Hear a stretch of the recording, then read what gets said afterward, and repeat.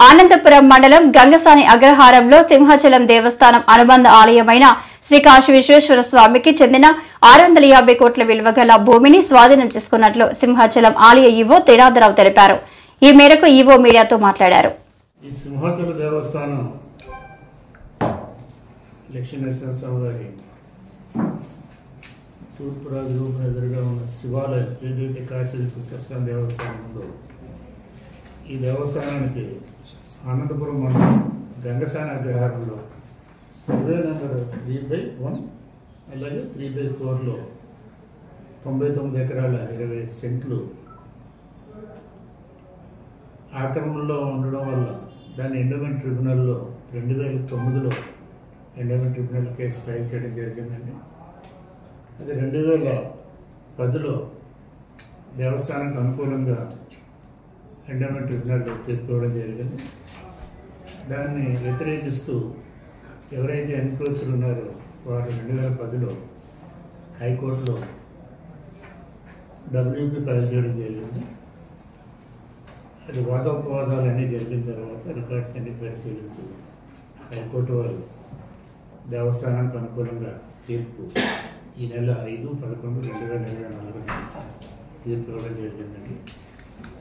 దాన్ని బేస్ చేసుకుని ఈరోజు జిల్లా అసిస్టెంట్ కమిషనర్ ఎండోమెంట్ అలాగే మా స్పెషల్గా డిప్యూటీ కలెక్టర్ అలాగే కన్సర్న్డ్ విఆర్ఓ మా సిబ్బంది అలాగే ఇక్కడ లీగల్ ఎవరైతే చూస్తున్నారో ప్రసాద్ వర్మ గారు అందరం వెళ్ళి ఈరోజు దేవస్థానం భూమికి సంబంధించిన 4 వైపులు పరిశీలించి బోర్డులు ఇది దేవస్థానానికి చెందిన భూమి, దీన్ని ఎవరైనా ఆక్రమించినట్టయితే శిక్షార్హులు అని చెప్పేసి ఒక బోర్డులు కూడా మనం అక్కడ ఎలక్షన్ చేయడం జరిగిందండి.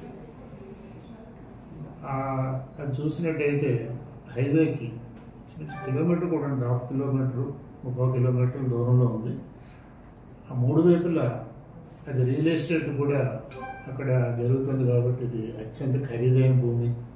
ఒకే ప్లాటు సుమారు మేము అనుకోవడం 600 నుంచి 650 కోట్ల వరకు ఉంటుందనే మాకు ఒక అంచనా అక్కడ చుట్టుపక్కల వాళ్ళని అడిగితే ఆ విషయం చెప్తున్నారు. అందులో చూసినట్టయితే మామిడి చెట్లు, జీడి మామిడి అలాగే కొబ్బరి అక్కడక్కడ టేకు మొక్కలు కూడా ఉన్నాయండి. ఇది తాటి చెట్లు, ఈత చెట్లు కూడా ఉన్నాయి. అవన్నీ కూడా ఎన్యూమరేట్ చేయడం జరుగుతుంది. చేసి దాని మీద నెంబర్లు కూడా ఇవ్వడం జరుగుతుందండి. మామిడి చెట్టుకు ఒక సిరీస్, కొబ్బరి చెట్టుకు ఒక సిరీస్ అలాగే నెంబర్లు కూడా ఇచ్చి ఇమీడియట్గా దాన్ని ప్రొటెక్షన్ వాల్ అనేది ఒకటి ఆలోచనలో ఉంది. ప్రొటెక్షన్ వాల్ కూడా ఏర్పాటు చేసుకోవడం ఇమీడియట్గా దాన్ని ఆ పండ్ల సాయం అనుభవించే హక్కుని మన ఆక్షన్ కూడా పెట్టాలనేది ఒక నిర్ణయం తీసుకోవడం జరిగింది.